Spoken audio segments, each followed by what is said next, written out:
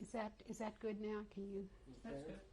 Yeah, but the thing is, I don't want it to fall over here. I'll Okay. hold it like this. Yeah, that's good. That's great. And just give me a tap when I'm supposed to start, okay? Okay. The date is June 25th, 1997. The survivor's name is Leon Brett. The interviewer's name is Molly Horowitz. The location is Johnstown, Pennsylvania, United States, and we are conducting this interview in English. My name is Molly Horowitz. Today's date is June 25th, 1997. I'm conducting an interview with Leon Brett, Leon Brett, in Johnstown, Pennsylvania, United States. Basic questions, and then we'll get into the meat of the thing. You have your notes and so on, whatever. Yeah.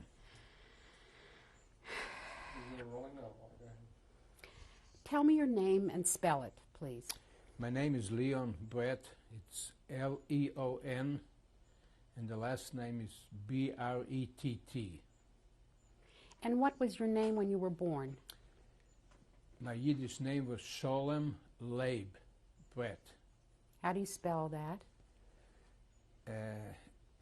Sholem Leib. And of course, Brett is the same, Bret. We used to spell it with one T in Lithuanian. Okay. Did you have any other names? No. What day were you born? I was born September the 6th, 1922. And that makes you how old today? 74. And what was the place of your birth and the country? The place of my birth was Skudvil, Lithuania. Spell the name of the town. Skudvil. Now the Lithuanian pronunciation is a little bit different. It's Skaudvile. Describe Skudvil for us. Well, I was born there and I lived there, of course, until the war. Basically, it was what they call a shtetl in Lithuanian, or in Yiddish, rather. It had about 1,000 Jews. The population was approximately 1,000 and was basically, I think, 95% Jewish. Of course, there was, like in all of the shtetls, there was a big marketplace in the middle. And then there was one long street, and that, because our town was on the highway, on the main highway between Germany and Russia. And we also had the long street, I would say, was maybe half a mile or 3/4 of a mile. It wasn't very long. It was almost like a village. And there were two side streets. And of course we had a few alleys. We had like a little alley that we called the Shul Gaz because the Shul happened to be there. Another one was the Besalem Gaz because the cemetery was there, and a couple more. And basically it was quiet. We had the river close by. We used to go swimming in the summertime. And we also used to take walks into the villages, because the villages were mainly were all Lithuanian. And we had a social life. Before we get to that, where was Skudvil? Was it close to any other town? See, Lithuania was so small, it was really, you might as well say it was close to Kovno. But in Lithuanian terms, it was far, because people just didn't travel that much. But basically, it was closer to Shavel. It was between Shavel and Tavrig. Tavrig was right next to the German border, and we must have been about, maybe 10, 15 miles from the German border. Did the people of your little shtetl have business in Shavel? No. Did you travel to Shavel No. particularly? No, we didn't travel very much. Everybody had their own, they made a living right in town. Either they had small stores, or they were shoemakers, tailors, watchmakers, maybe teachers. Somebody made a living out of the shul.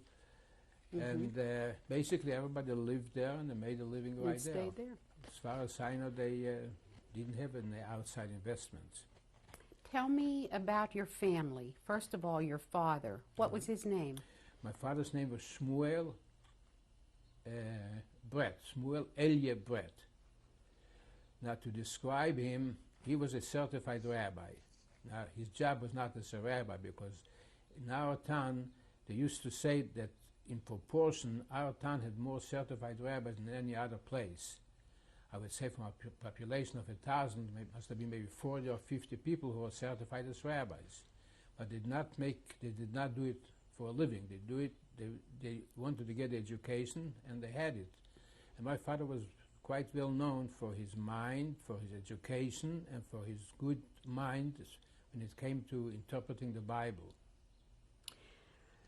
How did he make a living? Well, first of all, I would say his main source of income, he used to be busy reading a lot and studying. But his main source of income, he had a brother in Altoona, and he was, I guess, well off. And he sent him, a house burned down, I believe, after the First World War. His name was Saul Brett. He sent him, let's say, $1,000 for $1,000. Excuse me. I wanted to ask you only, where is Altoona? Altoona, it's about, I guess, 60, 70 miles from Johnstown. Right so here in the United Pennsylvania, States. right, right. Okay. So when our house burned down after the First World War, he sent him, let's say, $1,000. For $1,000, you could build a very nice house. And also, twice a year, he used to send him, let's say, I don't remember, I think it was maybe $100 each time. And $100 went a long way. Let's say if you bought a pound of butter, maybe it cost 20 cents, or a dozen eggs, maybe 20 cents, a loaf of bread, maybe 3 or 4 cents. So this really was his main source of income. But he also had a little store where he sold groceries, but not that much, and also leather. He had a knowledge of leather. So if somebody wanted to have a pair of shoes made, he could come to my father and buy the leather and go to a shoemaker and then have the shoes made. I think this is about his main source of income. He didn't have any other source of income. Tell me for a moment what you know about his parents. I really don't know much about his parents. I really don't understand it, that we didn't really talk that much about it. But I know that he came from a town called Shidleve. Which is where? Or maybe 15, 20 miles away, or 30 miles away from Scudville. Everything was close by there, but I was never there. We didn't have, of course, any cars, and we just the bus transportation, I guess. We had bus transportation on the main highway. We lived on the main highway, but I don't think there was any bus transportation to small towns. So all I know is he came from Shidleve, and evidently he married my mother from Scudville, and that's how they settled in Scudville. And your grandparents, your father's parents, were still alive when you were? No, I never had any grandparents, and I really know very little about it because we talked very little. We just didn't talk about it, so I really don't know. Mm-hmm. How was your father? What were the important things to your father in terms of you, as a child? Well, I guess the most important thing to him was for me to, I guess, be a good Jew, number one, and then to get an education and learn a trade. He was very practical. He almost forced me to learn watchmaking, and I really didn't want to learn watchmaking, but he insisted. He said, someday you'll have to leave this place. You cannot make a living here. There's no future for you. You'll come to a new country, you'll need a trade. And he thought watchmaking was a practical way to make a living. So but he wanted me to be a good Jew, he wanted me to have knowledge. Tell me now about your mother. Well, what do you know of your mother? My mother died right after I was born. Mm-hmm. So I used to hear an awful lot of nice things about her mother. She was a very fine woman and a pious woman and a good woman. But who told you about your mother? Well, people used to tell me. Did your father talk to you about your mother? He really didn't talk much about her, but people used to tell me. I don't know, used to tell me, first of all, he felt sorry for me because I was an orphan. And they always used to make a remark that my mother was a very fine woman. And I'm sure she was. Mm-hmm. So I really know very little about her. I know her maiden name was Leserovich. That's all I know. And did that family come from Scudville? Yeah, they were in Scudville too. And we were very friendly with them. But I really have very little knowledge or a recollection of her family in Scudville. But I remember some of the people. I had an uncle who... brother of hers? Right, a brother of hers. He used to give me Hanukkah geld every year. And he was my uncle, but I really don't know where... He had a store, a hardware store, I believe, but I knew very little about her family. That's fine. What about brothers or sisters? Well, I'll start with my brothers. I had 3 brothers. My oldest brother left Scudville right after I was born, and he went first to Israel, but in those years, probably 1922 and 1923, things in Israel were very, very bad. There was a depression, and he couldn't stand it. He couldn't make a living, I guess, but he worked in the field someplace, and he got sick, and then he got away to go to South Africa. So he went to South Africa, maybe in 1924 and 1925, and then he lived all his life in South Africa. What was his name? His name was Julius. And first he worked very hard, but something else, and I have to mention that he always used to send my father maybe a pound a month, which again was a considerable amount of money. Together with my money that he got from his brother Saul Brett from Altoona and from his son in South Africa, I guess we lived very nicely. So again, I never knew my brother, except we used to correspond. I saw his picture and he saw my picture, but I always had a longing, I wanted to see him. So this is my oldest brother. Okay. Now the second brother, he was named, in Yiddish we called him Yankel, but he called himself Jack, or Jacob Brett. After 4 or 5 years, he also went to South Africa. And he established himself there, and I guess they became well off. And What did this Jack do? well, he at first I guess he had a store, but later on he invested in real estate, and I think he became well off. I don't know how wealthy, but maybe even wealthy. But I really don't know how much he had or what, but all I know that he invested in real estate, and he was well off. Now the youngest, I hardly remember him either, because I must have been about 4 or 5 when he left. But my youngest brother, I remember him quite clearly. Was he younger than you? No, I was the youngest. Oh, okay. He was old. That's right, you were the youngest. He was, I guess, 4 or 5 years older than me. And he also went to South Africa because there was no future for anybody there. And he went to school, he learned to be a mechanic, but he came to South Africa, he worked very hard, and then he opened up a butchery shop. But then he also invested in real estate. And I think he wound up owning 2 apartment buildings, quite big ones. Now they all died and they're not living anymore.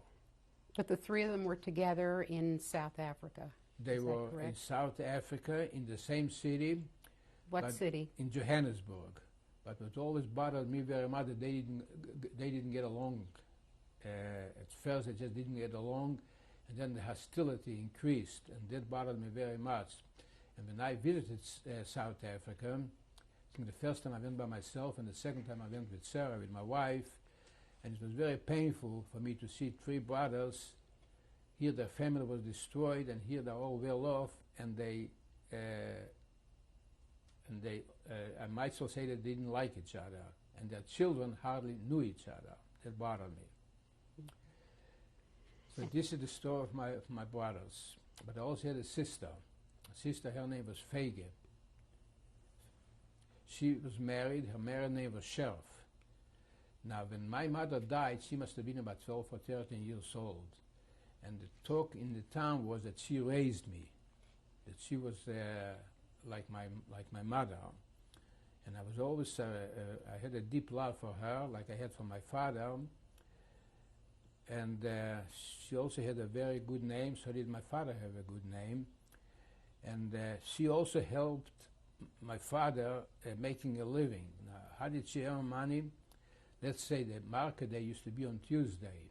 So on Monday, she used to be busy baking bread. I remember it was big loaves of white bread. And certain farmers used to come to our town to sell or buy at the market, and they used to spend the day with us. So they used to, she used to serve them bread with tea. And I remember used to like a lot of sugar in their tea. And I imagine they paid, and she probably made a profit from that. And her husband, now he was more or less a businessman. He had a store where he sold, I remember, the main things that he sold was bicycles and parts for bicycles. And I think he had a mind for business. He always wanted to do business, and he was not an intellectual, like that he should have liked to read books or something like that, but his mind was in business. And they had 2 children, 2 little girls. The first one we called Rivale, and the second one we called Shifrale. And we lived in one house.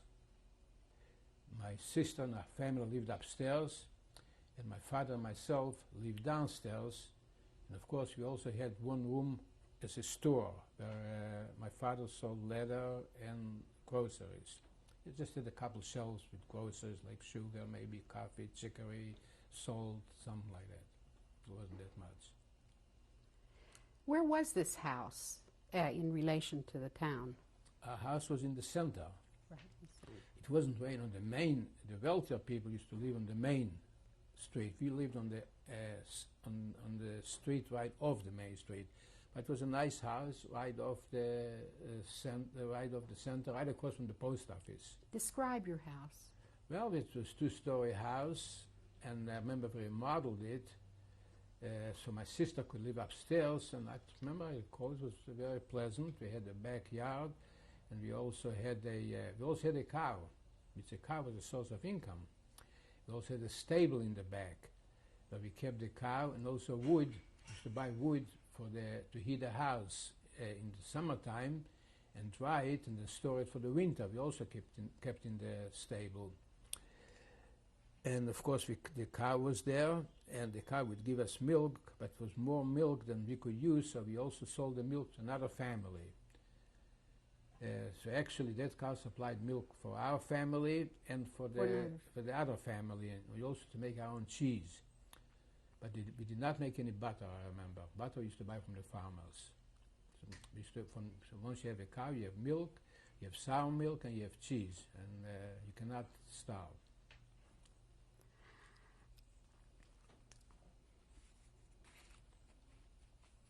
So we talked about your family, and tell me now a bit about the activities that you engaged in as a young the activity child. this way. Basically, life was pretty quiet.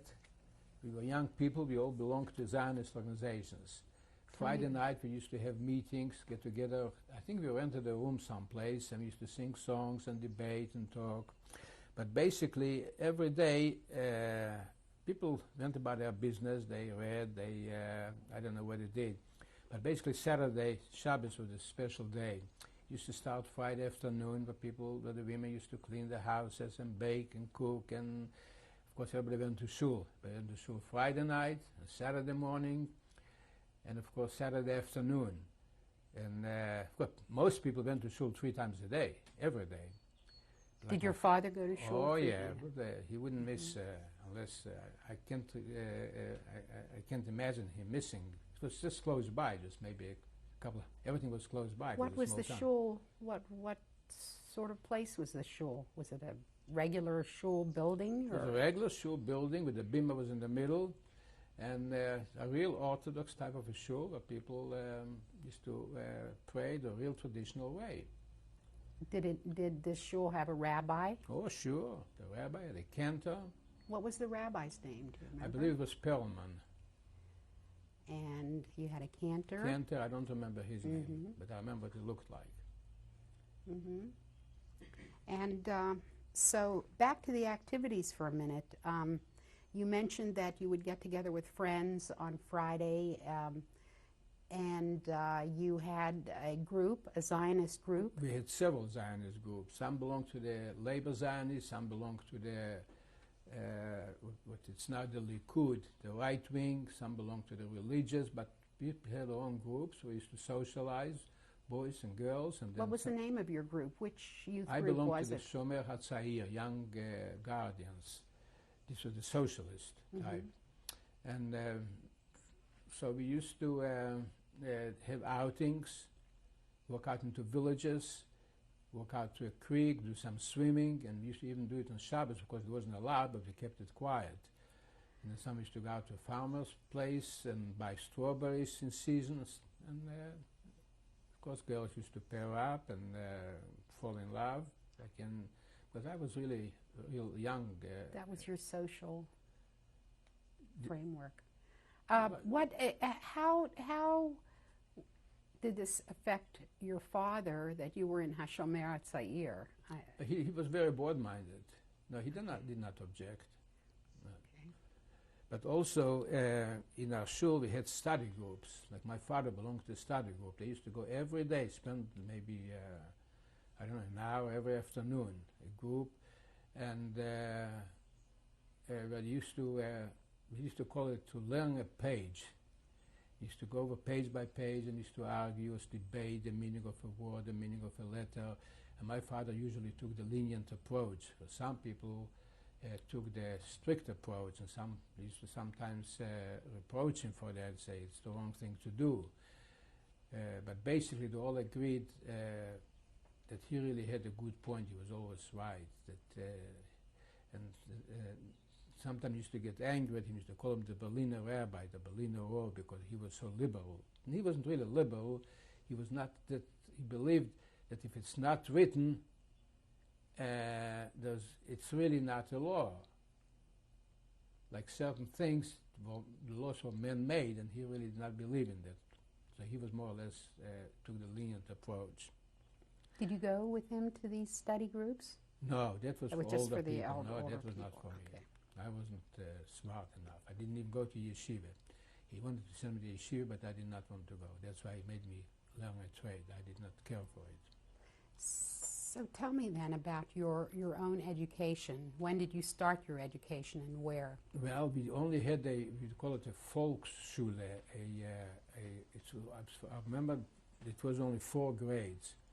And that basically was my main education. But after that, since I could not go, it wasn't like here people went to college. I would have to go to a different town, and very few people did it. So that was my education, but my father made me continue. He got a private tutor. And I kept on studying with my private tutor for several years. Me and another boy, another friend of mine, we had the same teacher. And basically I used to read, and I don't know how much I read, but I read. We had a library with 500 books in the library, and basically the books were all by Jewish authors, and we were very fond of we were under the influence of the Russian literature. Like everybody used to read Tolstoy or The classics. the classics. And every Thursday night we used to get together at the library and take out books and have like a social affair. The library was in somebody's house. I remember their name was Krum. And they used to serve tea and used to debate, and it was a very nice social evening. Yeah. Used to be very fond of Dostoevsky and all the other Russian writers. This private tutor, what subjects did he teach? All geography, history, yeah, all the subjects. Literature, Lithuanian history, I guess. Did this teacher come from the village? No, he Was he came a to our local town, man? from a different town, and he married a girl from our town, and he taught in that school, but he also, I guess to earn money, he also gave private lessons. His name was Kibaltsky, that I remember him. Was your father involved with with religious or secular? Was he involved with any of the secular learning? No, but the only thing he loved to read. He also read books like by authors other than Jewish authors, like I said before, the Russians, or books by Jewish authors who were not religious. Yes, he was very well read. I remember he was very fond of a Jewish writer by the name of Zhitlovsky. I never came across books by him. I really don't know much about him. What was the language you used at home? Yiddish. We all spoke Yiddish among ourselves, but of course with the Lithuanians, we spoke Lithuanian. In your home, did you have newspapers? Of course. And what kind of newspapers do you remember from there? There was one newspaper published in Lithuania, in Kovna, and we used to get it. I believe it was called the Yiddish Stimme, the Jewish Voice. So most everybody had the paper. That was the times already of radios, I believe. Did you have a radio in your home? I don't think so. I remember we had a phonograph, but I don't think we had a radio. What sort of music did you hear at home? Well, basically Yiddish music, cantorial.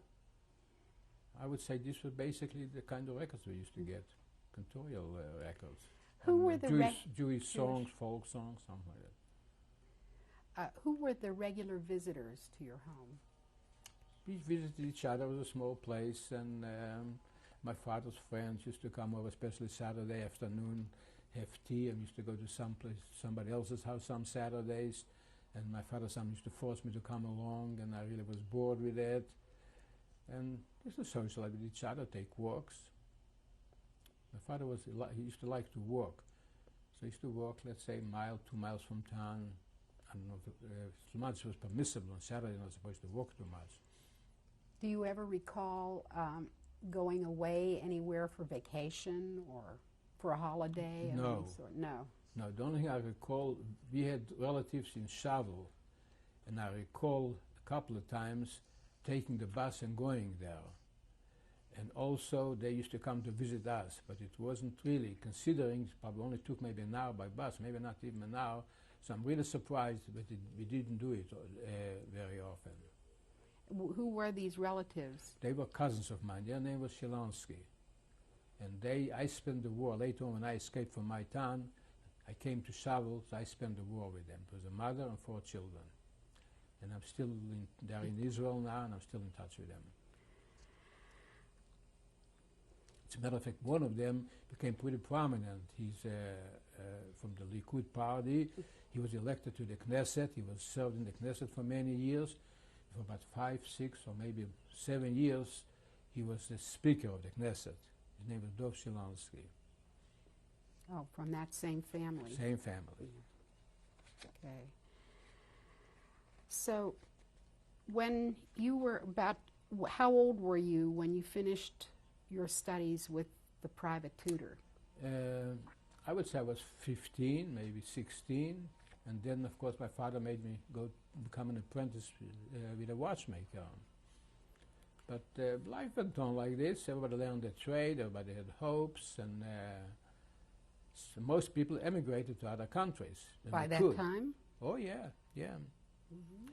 But I wouldn't say that people that felt really threatened. We had some people, not so many in our town, they lived in our town, but they also worked farms outside of our town. And my father used to like to walk, and we never thought that the Lithuanians would come and kill them, that they were in any kind of danger. We used to call them Yeshuvniks. They were farmers. Some of them even lived there all year long. They used to come to town for services. We'll continue on the next tape.